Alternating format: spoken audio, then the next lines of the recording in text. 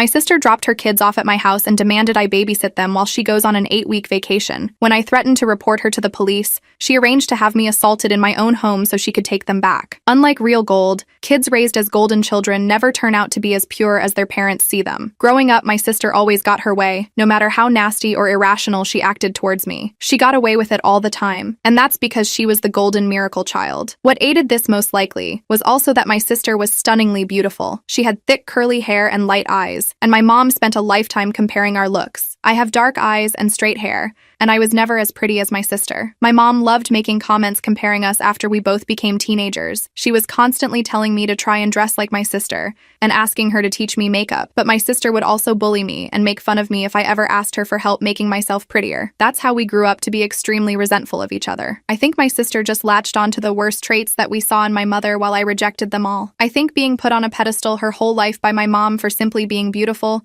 turned her into a rotten person who doesn't care about anyone but herself and thinks she can get away with anything just because of her looks. The way my mom compared us and put me down led to me having a lot of self-esteem issues, and as an adult, I am very quiet and reserved, and some people describe me as a pushover. Recently, I have been going to therapy to try to grow a stronger spine, even though it has been hard trying to stand up for myself in my relationships for the very first time. I feel like the way my family treated me really screwed me up as an adult, and it's hard for me to maintain any healthy friendships or romantic relationships. My sister even slept with my boyfriend in high school in senior year, and for no real reason. She never liked him and told me many times she thought he was ugly. My parents told me to let bygones be bygones when they found out what had happened. My sister wasn't even given out to, and that was a moment where I truly realized just how much they preferred her over me. The way that my dad just stood by and watched my mom emotionally get under my skin for my entire life made me feel like no man would ever stand up for me or see worth in me, and it's very hard for me to trust and connect when dating. But my entire life hasn't been completely awful because of my mom and sister, because the one upside of being the ugly sister growing up meant that I had zero social life and spent all my time studying. I ended up graduating high school with a 4.0 and landed myself a full ride at my #1 choice for university, which was great because my mom told me the night before I started high school that she was paying for my sister's college since she was the eldest,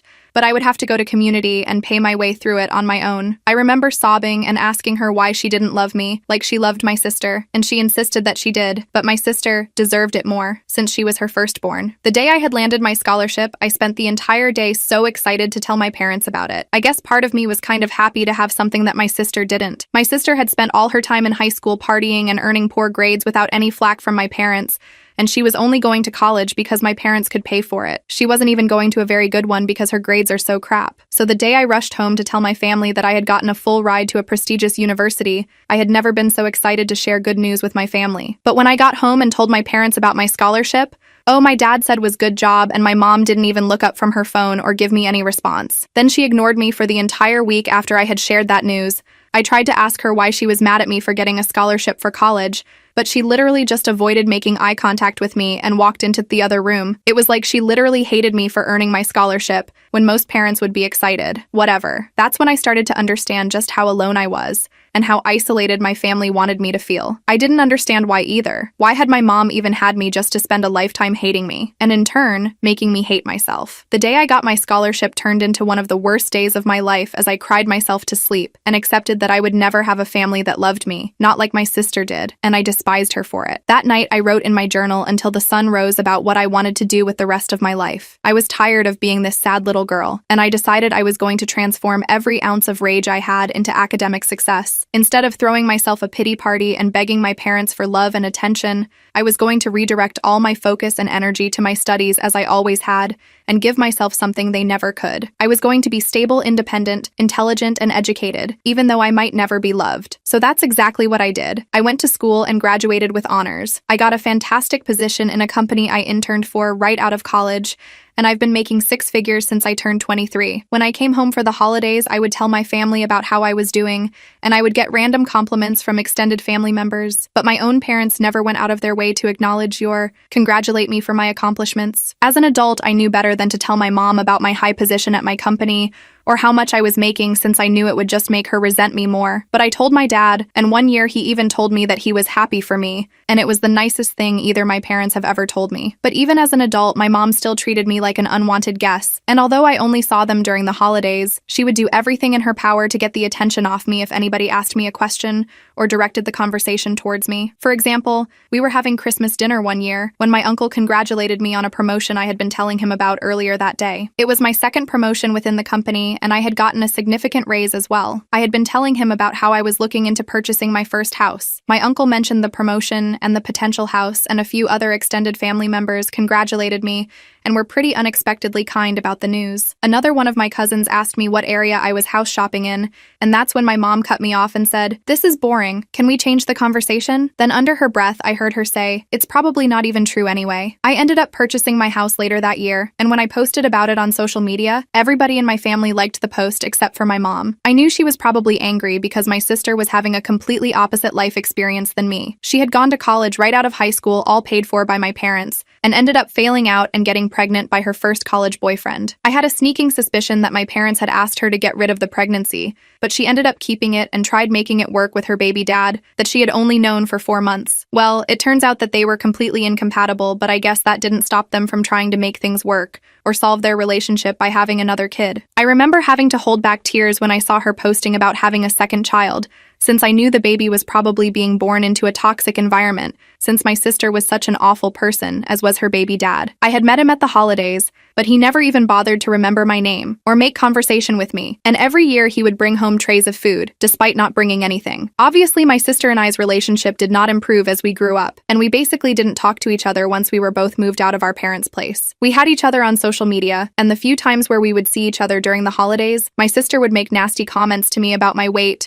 or the way I was dressing. I honestly think she was just projecting because I wear a lot of designer clothes and I like cycling through my designer purses, and she would constantly ask me what fake A purse I had brought this time. One year, as soon as I walked in the door for Thanksgiving, she looked me up and down and said verbatim, "I see you're dressed up again like the stuck-up bitch you are." It was so ridiculously rude and uncalled for, and she would even constantly insult me right in front of her kids, using curses and everything despite her kids being young. I don't feel bad saying that my sister is pure trash, and that I didn't feel bad for anything I did after she dumped her kids on my doorstep out of nowhere one day. I had just been relaxing in my house one weekend morning after a long work week when my doorbell rang, and I was completely shocked to see my sister's 10 and 7-year-old standing on my front porch holding overnight bags. When I asked them what they were doing here, they said their mom was going on vacation for 8 weeks, and that she said I was watching them. My sister and I hadn't spoken since our family's July 4th BBQ, where she told me not to have more than one plate because she was sick of staring at my muffin top. I had no idea why she thought I would be her free babysitter for 2 months. My nephews were good, quiet kids who were obviously confused as well,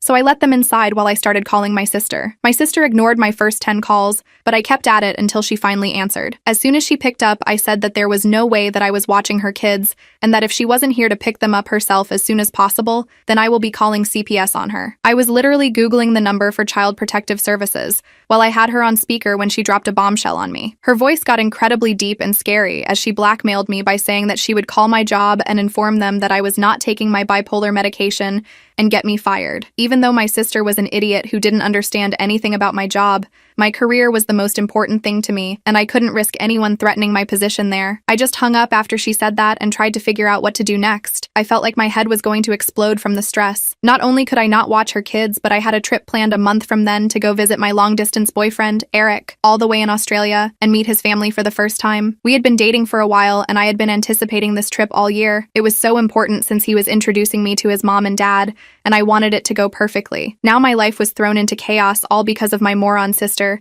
and I had no idea what I was going to do. I had no idea who else to call other than my mom, and I shouldn't have been surprised that she sided with my sister, just like she had literally always done. I told my mom that my sister hadn't even come to drop her own kids off, and she said that they were old enough to come to my house alone anyway. My mom started guilting me and saying that my sister has done a lot for me, and that I needed to be there for her just this one time since I never was. That made me lose my mind, and I screamed at her at the top of my lungs and asked her to tell me one single time where my sister has been there for me or improved my life in any way. I told my mom that both her and my sister had never been there for me, and had treated me like I was some unwashed dog in their house instead of their own family. I demanded my mom visit me so that worst-case scenario I could leave my mom in my house while I flew to Australia as my nephew's caretakers instead of me. I had very little hopes that my sister would abandon her trip to come back for her kids since she was so quick to dump them on me. When my mom finally got to my place, she was cold as ever and looked at me with the same hateful eyes that she always had for me. We sat down in my living room and my mom explained to me that I was being an awful sibling to my sister as always,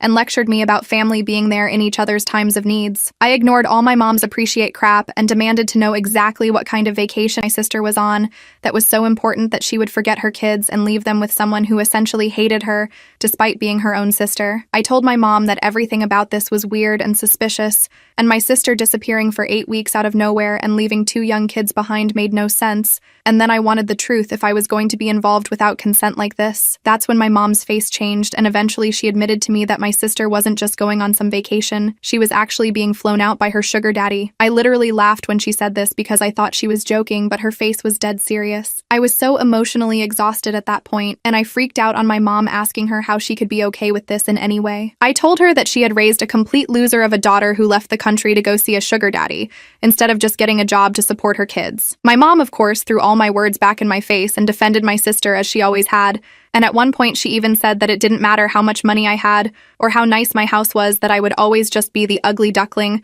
compared to my sister, born ugly, and I was going to die ugly. After she said that, I had to restrain myself from grabbing her by the shirt and throwing her out of my house. When I screamed at my mom to get the hell out of my house, she yelled back that she wasn't going anywhere, and when I tried directing her out of the room, she pushed me with all her strength into a coffee table that had one of my favorite vases on it. My boyfriend had gifted it to me the last time he had visited US, and it was one of my favorite possessions. But after my mom pushed me into the coffee table, it fell on the floor and broke into a bunch of little pieces. Looking at the vase destroyed on the floor made me feel just as broken, and I think I had a full-on mental breakdown and started screaming and crying at my mom to get out of my house where I was calling the police on her. I feel so bad because my nephews could definitely hear me from the other room, but I was a mess at that point. It had been such a long, painful day. After I finally managed to get my mom out of the house, my nephew poked their head out of the room and asked me if everything was all right. Their eyes were so wide and they looked so nervous and sad that it just broke my heart. Even though I didn't know them very well at all, they were just kids with a mess of a mother, and I felt so bad for them in that moment. I ordered DoorDash for all of us and let them watch movies and play video games in my living room until they passed out late. When I finally got through to her, I immediately started yelling at her for completely disrupting my life,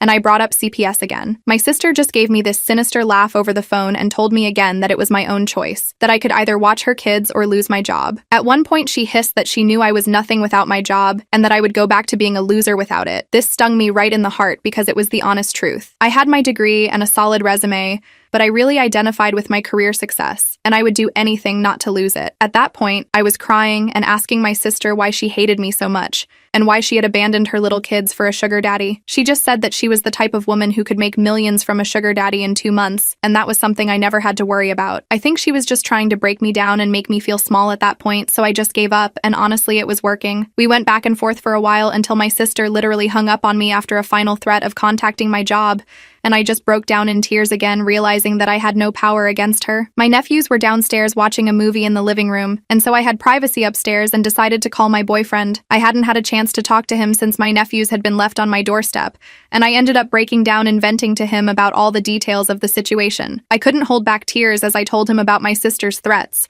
and my mom's continued disrespect, and told him how I felt completely trapped by my sister. Even though he is on the other side of the planet, my boyfriend made me feel so loved and supported, and was literally the only person who was in my corner, and I'm so grateful for him. He said that my sister was potentially committing multiple crimes by abandoning her kids and threatening me with career blackmail, and that I needed to get some solid evidence of her actions. He suggested that I contact my sister again and try to get her to repeat her threat about the false medical accusations, but this time secretly record the conversation as evidence. My boyfriend knew about my past with my sister and my mom, and pointed out that my sister was clearly unhinged, and it wouldn't take a lot for my sister to act on this threat, and that I should do everything to prepare. Of course, it freaked me out to hear that, but he was 100% right. I knew my sister was insane more than anybody, and I decided to go with his plan. Even though I was still feeling very emotionally overwhelmed by everything that was happening, I still wanted my nephews to feel comfortable and cared for. I knew what it felt like to be a child in a home where you weren't wanted, and I didn't ever want to make these innocent little boys who were related to me feel that way. I ended up going downstairs and playing a multiplayer video game with them for a little while, and it ended up being really fun. They were so surprised when I knew how to play first-person shooters, and were so cute as they were giggling and laughing while watching me get call after call. I wasn't expecting to bond with them after such a stressful weekend, but when we all ordered pizza together and had a contest to see who could eat the most pieces of pepperoni, I realized that I honestly loved the two little boys. They were nothing like their mom, even though I knew my sister couldn't have been a great parent. They were both super polite, and even though it took a little while for them to come out of their shells, they were both really sweet, funny little boys. They were very good about cleaning up after themselves, and were always saying please and thank you. As I was hanging out with my nephews into the afternoon, I realized that they both had holes in their socks, and my older nephew's clothes looked sort of small on him. I looked through the rest of the clothes my sister had packed for them, and realized that they were all either old or too small for the boys they were meant for. Again, I wasn't incredibly surprised that my sister was a cheap, neglectful parent, and I decided to take my nephews to the mall for some new wardrobes. I almost cried multiple times during that trip to the mall, because my nephews completely came out of their shells, and were so excited and happy running around the mall. Like I said, I remember what it felt like to be a neglected child, and I just wanted them to feel like they could have anything they wanted, and that I was there for them, and wanted to make them happy. So anytime we walked past a window and they wanted to go in a store, we would go in, and I kept buying them whatever they wanted. It was impossible not to. My youngest nephew was missing his two front teeth, and every time he gave me his goofy little empty smile, my heart ached, and I had to buy him another little treat or toy. They left them all that day with new clothes that looked great on them and fit them comfortably, and I had also bought them both Nintendo Switches. It was so hard not to spoil them. I didn't have kids in my own, and I had plenty of money to buy them the little things they wanted. When I had bought them the Switches, both of them broke down crying and hugged me, and I noticed the 10-year-old had started crying again during our ride home, and I asked him if he was okay. He looked at me through his tears in his eyes, and asked me why I was being so nice to them, and why they deserved it. I told him that they deserve my kindness because they were my boys too, and that they were kids, and that alone meant they deserved to be happy. This only seemed to make him cry harder, and he told me that he was feeling angry at his mom for keeping us apart. This broke my heart, and I told him that I was sorry that we hadn't been able to get to know each other before, but I was really happy that he and his brother were here with me now, even if I hadn't expected it. I asked him some questions about how his home life was, and it was exactly as I expected. My older and younger nephew both slowly started to open up to me about how much their mom poorly treated them at times. My heart felt like he shattered into a million pieces as I heard this. I knew that my sister and her baby dad were horrible people who were probably doing it, but it was another thing to hear it straight from their mouths and hear the pain in their voices. When we got home, I cooked a big dinner for all of us, and they played on their Switches together for the rest of the night. I left them alone in the living room to go call my sister again in my room, ready to play out the plan my boyfriend had given me. This time I tried my best to stay calm and collected on the phone, even though I wanted to call my sister every name in the book. And it wasn't difficult to steer the conversation towards the medical accusation. As soon as I brought up CPS again, my sister freaked out and threw the threat at my face, insisting I would be fired for being a crazy bitch in secret and saying that she didn't care if I was actually taking my medication or not.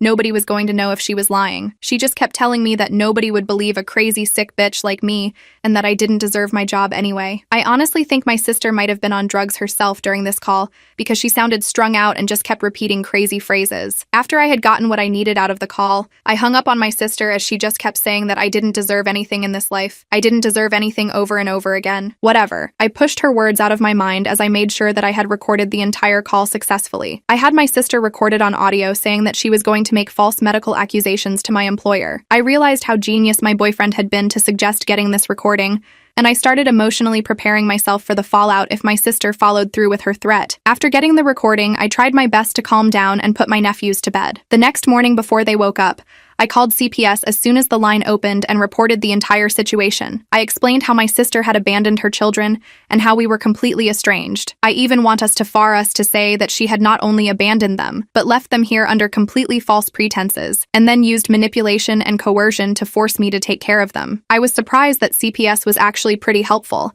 and I shared the recording with them. The agent that I spoke took a moment to listen to the recording and said that it was clear that my sister was using blackmail to neglect her children and was certainly committing a litany of crimes. The agent informed me that they would be opening an investigation immediately and that my sister would be contacted as soon as possible. I was shaking after the call and tried to decompress the best that I could and spend the rest of the day with my nephews, relaxing and bonding with them. My mom ended up calling me the next day, and I really have no idea why I even picked up. I think I was just still so disoriented and emotionally vulnerable and ended up getting into another huge fight with her over the phone. I let it slip to her that I had gone and called CPS, and then my sister would finally pay for the way she treated me, and my mom hung up as soon as I said that. I'll be honest, I was shaking after those calls. Just making the call to CPS was so nerve-wracking, and then fighting with my mom over the phone and telling her about CPS felt like a huge mistake. I didn't regret calling CPS, but I knew that my mom would do anything to protect my sister, and that she didn't care about my nephew's safety just the same as my sister. All I really knew about my mom was that she hated me and that she loved my sister, and I was sure what would happen next. There was absolutely no way that my mom wasn't going to immediately contact my sister after finding out that I had contacted CPS and try to put her 2 steps ahead of me. I was sure that she had hung up the phone on me to call my sister immediately, and there was no way that my sister wouldn't know about me calling CPS by the next day. I had a sleepless night, and the next morning, when I arrived at work, my receptionist informed me that my supervisor had scheduled a meeting with me before lunch, which meant that it was urgent. As nervous as I was to learn about this impromptu meeting, I knew that it was coming, and like I said, I knew my sister was crazy, and it was clear that all she wanted to do was ruin my life. I sat down in the meeting and cracked my knuckles to try to relieve the tension I was feeling. My 2 supervisors were there, and so was a higher-up I had never met before. All of them were looking at me with suspicion in their eyes, and I felt like a bug under a microscope. Sure enough, they explained to me that they had been contacted by a trusted source within my family and had been informed that I was potentially unmedicated for a severe mental illness. They even told me that they had been given extreme details about past mental breaks that I have had, and they were concerned about me having a psychotic break within the office. But neither they are. My sister knew how prepared I had been for this meeting today. Of course, I knew that my sister was going to follow through with her threat. She had always hated me, and being able to rob me of my high-paying position would be the ultimate screw. You to her ugly little sister. And I knew she wouldn't hesitate to do it, but she would revel in it. If I hadn't been watching her nephews, even if I hadn't called CPS, then I'm sure that she would have held it over my head and just kept blackmailing me into doing whatever she wanted me to do for her. So in a way, I was happy to be dealing with this and getting my sister's crap out of the way. I took out my briefcase and gave all of the supervisors a copy of my doctor's letter, as well as the attached documentation that proved that I had been diligently following my medication regimen. There was proof going back almost 5 years that I had never missed a prescription pickup date and that my medication had been regular as well as my moods. I had verification from not only my primary care physician, but my therapist and my psychiatrist as well. I gave my supervisors an informative but concise explanation into the issues within my family and my sister's own mental health struggles, and informed them that the claims were completely unfounded and they could be sure of my stability based on all the medical paperwork I was providing for them. My supervisors took a while to look through all the paperwork, but as soon as they saw that I had medical evidence from multiple MDs, they seemed completely satisfied and even apologized to me for the inconvenience of calling me into this meeting and explained that they just had a responsibility to do their due diligence before they closed this matter. My one supervisor even took the opportunity of the meeting to congratulate me on the successful quarter I had just had and bragged about my performance to the other supervisors, which made me look excellent. I literally left the meeting giggling because of how well it had went despite the reason for it, and thought about how poorly my sister's moronic plan had backfired on her. I could barely focus on my work for the rest of the day because I kept smiling dumbly every single time I thought about how I got to call my sister after I finished work and tell her about how her plan had been a complete bust. I called my sister as soon as I got back to my car that day and almost cried laughing as I told her about how the meeting had only taken about 15 minutes because she had sounded so crazy and stupid on the phone, and my bosses had never believed her in the first place. My sister was enraged and accused me of lying and said that she was sure I had been fired, and then I was just trying to save face. This made me laugh harder, and I told her that she had failed at trying to get me fired just like she had failed at everything else in her life. I told her that the only skills she had as a woman pushing 40 was lying and failing, and that even her own children were disappointed in her. My sister lost it all over again and just kept calling me the B word and the C word over and over again, claiming that I had completely betrayed her and said that she was hopping on the first plane back and that she was going to make me regret every single thing I had done to her. I was still laughing after the call, but by the time I got home and reunited with my nephews who were in much better mood since they had gotten dropped off at my place, I realized that this whole situation was far from over and might get worse before it got better. All I knew for sure was that my sister was completely out of her mind and now she was flying home from another country to come get revenge on me. I realized that I was honestly terrified of what was going to happen next. My sister basically had nothing to lose at this point, and she had always been unhinged, and I started to fear for my safety. Then I started to think about my nephews. I wondered if I had made a mistake calling CPS. A huge part of me wished my sister had lost her passport overseas and never came home. I had gotten so much closer to my nephews in the past couple days, and I realized that my heart was going to break when they had to leave. I didn't want to say goodbye to them. I didn't want to watch them walk back into my sister's arms. She was perpetuating the same thing my mom had done to me, and I realized I hated her more than anyone on this earth. I checked on my sleeping nephews as I couldn't sleep since my mind was racing, and I cried quietly in the hallway after closing the door to the guest room. They were such innocent little boys, and they didn't deserve any of this. The next day was a complete shit show. I was awoken to the sound of somebody knocking on my door, although it sounded like somebody slapping a sandbag over and over on my front door. When I opened it, there was my sister next to a guy who had to be maybe 6'5" and weighed almost 300 pounds. He was gigantic, and one of his hands was the size of my entire head. I can barely see my mom standing right behind him, and before I could even open my mouth to tell them to get the hell off my property, the man put his hand on my shoulder and shoved me down with all his might. My sister and my mom and the stranger all made their way inside my house, and I was collapsed on my floor as soreness sank into my shoulder where the man had thrown me down. I immediately started screaming at my sister for bringing the stranger to my house and screaming at him not to touch me, but he seemed to speak only Russian. I had no idea how this was even happening, and then I realized that my sister had beat CPS to my house. They have been scheduled to come around 11 a.m. that day, but my sister had busted my door down at 8 a.m. My nephews had been woken up by all the commotion and were walking out of the guest room with sleepy eyes at that point. I tried to get in between them and protect them from the stranger, but my sister barked at the man to go put my nephews in the car. It was complete chaos. Once they realized what was happening, both my nephews started asking my sister to leave them with me. I tried again to pull my oldest nephew out of the huge stranger's arms, but this time he grabbed my head and threw it into the wall. I saw stars as I sank to the floor and watched him carry my two little nephews out of my house. There was nothing I could do. My mom was crying too, but she left with them as well. Before they all walked out of my house, my sister walked over to me as I held my head in my hands, and when I looked up at her, she spit at me square the face. It was the most disgusting thing anyone's ever done to me, and one of the worst days of my life. They all drove off in this giant black Suburban that I had never seen my sister in before. I had no idea who the man was, and I couldn't believe the trauma that my sister had just inflicted upon everyone. She hadn't even let them take any of their stuff. They had left without any of their clothes, neither of their switches, and no breakfast. My heart broke for them, and I had an anxiety attack like I had never had before. I didn't realize how much it would hurt to care so much for my nephews, but I seriously love those boys with all my heart, and I just wanted to protect them and make sure that they were cared for like I never had been when I was their age. But now they were scared and shoeless, in some random car with my psychotic sister and a humongous stranger. I was so disgusted with my mom's behavior. I couldn't believe she had just stood by while she watched that huge man toss me around in my own home and pull my nephews out of their aunt's house without a word. I couldn't believe how evil my family had become, and I couldn't stop thinking about my nephews. After I calmed down from my anxiety attack, I realized that I needed to snap into action and that time was of the essence, and I was running out of it. When I finally came to my senses, I immediately called the police, and it turned out that they were already aware of the ongoing investigation because of Child Protective Services being involved and having an open case against my sister. I gave them all of the details of what had just transpired in my home only minutes before, and the officer on the line was actually incredibly helpful. My voice was shaking, but I tried to stay steady and focused as I described the stranger, and I racked my mind to try to remember the image of the license plate. Luckily, because of how much responsibility I have in my job, I was used to picking up on and remembering little details that other people ignored, and I somehow managed to remember every single number and letter on the Suburban's license plate. I gave the cops a description of the stranger, the full license plate, and a description of the outfits that my mom and sister were wearing. I really do think my sister was high on some sort of uppers when she came to my house that morning. She looked absolutely feral and had this wild look in her eyes. I think she had been doing substances since she had landed overseas wherever she was vacationing with her sugar daddy. My sister was crazy, but it was like something snapped in her, and I had never seen her act so truly unhinged and detached from reality. After I gave the cops every single little detail that I possibly could remember about my sister and the car they had driven away in,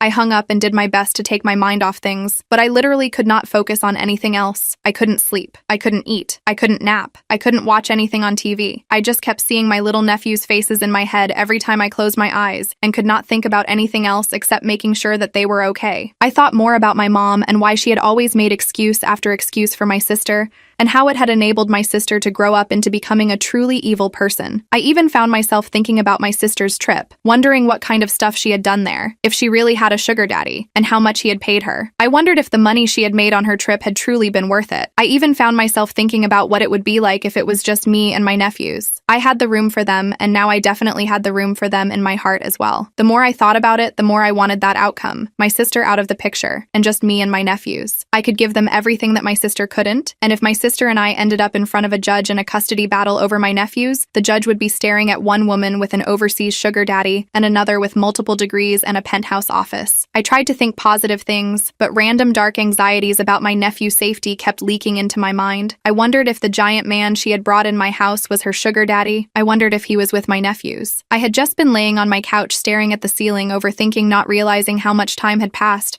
when I finally got a call back from the police station. They had been searching for the Suburban my sister had left in for hours and finally found them. The officer who had called me back was the same one from earlier and continued to be very helpful and shared a lot of details with me. He told me that they had 3 different police cars on the scene when they went to pull over the black SUV, since they knew the man had already been violent that morning. Sure enough, even with firearms drawn on him, the man ran forward and trying to attack an officer and ended up getting hit in the thigh. He had punched 2 officers in the head and given a female officer a black eye. My sister had also physically attacked the officer who had tried to put handcuffs on her initially. I tried to picture it, my insane sister and the giant stranger physically battling a group of cops on the shoulder of the highway. I could not believe that something like this was actually happening in my family, and I wasn't just watching it on reality TV or something. I was still reeling in shock from everything the officer had shared with me about my sister's arrest, when he began telling me that my sister actually wanted to speak to me. I couldn't believe my ears, and he confirmed that my sister was sure that she wanted to use her one call on me. I asked the officer if he thought she was going to ask me for bail money, and he was honest and said yes, that's what she was screaming about. I told the officer that I wasn't even going to take her call and that she could rot in there for all I cared. The officer ended up giving me an understanding laugh, and I finally finished up the call without speaking to my sister. It was a complete mess, even though my sister was finally behind bars where she belonged. I found out my nephews were in CPS protection, and although they were safe, I was so worried. I also only had a week until my Australia trip, and if I didn't go, I would be losing thousands and thousands of dollars in bookings. Also, as I had mentioned earlier, if I cancel this trip, it would have looked extremely disrespectful to my boyfriend's family before I even got a chance to meet them. I had planned on marrying my boyfriend one day, and the last thing I wanted to do was give his family a bad first impression of me if I was going to be in their life forever. I called CPS to check on my nephews and just asked if I could speak with them, but they didn't let me. I tried to explain to them that I was family, and some of the only mentally stable family they had, but they didn't care. I was dealing with a different department than I had contacted before, and they were relentless. At that point, I was completely emotionally exhausted, and I had officially ran out of options. I spent the rest of the week trying my best to prepare for my trip, while continuing to burst out in random tears as I remembered my nephews and thought about where they might be. I felt so bad because my boyfriend and I had been so excited for this trip for so long, and now it was finally here, and I was completely distracted and full of anxiety. All of our conversations during the week leading up to my flight ended up being about how nervous and tense I was feeling, even though my boyfriend was incredibly kind and supportive as always. I was so angry at my sister for how she had treated her nephews and me, and I couldn't believe how disrupted my life had become because of my sister's one choice to go visit her stupid sugar daddy. I was so thankful that my job had been understanding, but just thinking about how my sister had been so quick to try and get me fired made me feel so betrayed and distressing of anybody in my family. Even my dad was off somewhere and not getting involved in all this drama when he surely was aware of all of it. He was spineless, just like my useless mom. My mom didn't even care about her grandchildren. She had enabled my sister's idiot choices, and that had led to her grandchildren being in the custody of strangers. I was sitting at the bar at the airport on the day of my flight to Australia, 2 cocktails deep, when I started looking at some photos of my nephews that I had taken while they were staying with me. We had taken these silly photo booth pictures at the mall all together, and I couldn't help but begin crying all over again over how much I loved and missed them. I decided that that would be the last time I cried until I landed back in America, and told myself that I really needed to try my best to enjoy the time with my boyfriend and his family. I had a life as well, and I couldn't let my sister ruin my time even from all the way across the globe. My time in Australia ended up going amazingly. I hadn't seen my boyfriend in months, and when he ran to me in the airport and picked me up princess style, I felt my heart explode from happiness. I had been through so much in those past couple of weeks, and just being back in the arms of my boyfriend, who was so warm and caring to me, made me feel so healed, and he spent every moment of the trip catering to me. Meeting his family went excellently, and I got along with both of his parents as soon as I was introduced. They turned out to be really fun, active people, and we did a lot of sightseeing together where they took me to their favorite nature hikes and views in their area. At one point, my boyfriend took me on a hike, just the two of us, to his favorite secret waterfall, and we skinny dipped together and just swam and laughed and kissed for hours. It was one of the most romantic days of my life, and I could not believe how perfectly the trip had gone, even though I was so worried before I left. But of course, when I got home, the nightmare with my sister resumed. I decided to head to the local police station a couple days after I landed back in the US to officially press charges against not only my sister, but my mom for breaking and entering into my home. They had that man literally pick me up and toss me to the side so that they could barge into my house, and I was not letting that slide. When I went to go file the charges, I learned that the CPS investigation into my sister was ongoing, and I was kind of frustrated to hear that they hadn't found anything conclusive yet. If they just spoke to my nephews, they would have understood what they had been through. On top of that, my sister had literally been arrested with a guy who had attacked multiple cops, and so I didn't see how that was improved that she was clearly an unfit parent for my nephews. I left the police station that day, content that the charges were filed against my family, but incredibly frustrated to learn that the CPS investigation wasn't resolved yet. I just kept worrying about my nephew's safety and knew that them being with strangers couldn't have been good for them, even if it was better than being with my sister. I also could not stop thinking about how my sister had dragged them out of my house that morning without letting them grab any of their things. My youngest nephew had this little dog plushie that he brought literally everywhere. I had been sleeping with it ever since my sister had taken my nephews away that day, and some mornings it made me want to cry just to wake up and see that little plush dog looking back at me. Like I said, my sister hadn't even let them put their shoes on. The poor little boys were probably so disoriented and felt so lost and abandoned, and I just wanted to make things right for them. But I felt like I had no power until CPS finally made a decision. About a month after my sister's arrest, after calling CPS every single day and demanding updates on her case, they had finally come to a conclusion. They had made a decision to officially remove both my nephews from my sister's custody and put them in protective care. When the CPS agent first explained this to me, I was annoyed. I asked him to explain how that was any different than what had been going on,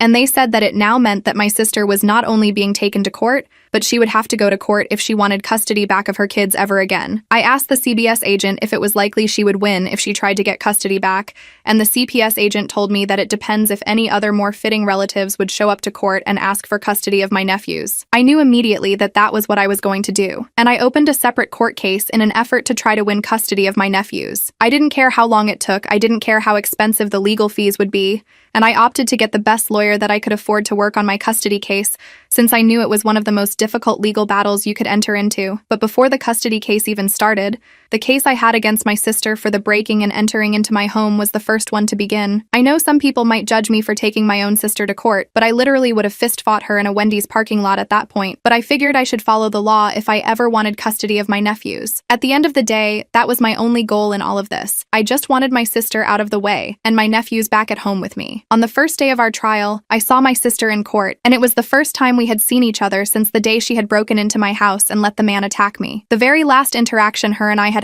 was me looking up at her and her spinning a huge glob of spit directly into my face, so it was fair to say that neither of us were excited to see the other. Well, the trial began, and eventually the judge mentioned that I had opened a custody case against her for full custody of my nephews. I guess my sister's public defender hadn't informed her before then, and she was finding out for the first time in the courtroom that day. Well, my sister has never been one to react well to bad news, and after the judge let the news slip about my custody charges against her, my sister completely snapped. Despite us being in the middle of a courtroom, my sister slowly angled her body towards me, screamed my name, and then pounced on me like some sort of crazed hyena. She was clawing and scratching on my face and trying to rip out chunks of my hair. It didn't take long for the bailiff to come over and pull her off of me, but she managed to bite down extremely hard on my forearm right before he got to her. It was one of the worst pains I had ever felt in my life, and the bite looked nasty and ended up getting infected. All this happened right in front of the judge, and once everything had calmed down, I knew my sister had just sealed her entire fate. It took months and months, almost 2 years actually, for all of the criminal charges against my sister to pass and for her to finally get locked up for good. She was serving a life sentence thanks to all of her crimes stacked up on top of each other, and there was no way she was seeing the light of day anytime soon since her chances for appeal were so poor. I never dropped the breaking and entering charges against my mom, and the only only way my mom managed to stay out of prison was by testifying against my sister in court and throwing her under the bus. I don't think I've ever felt such sweet satisfaction as watching my mom blame my sister for everything that had happened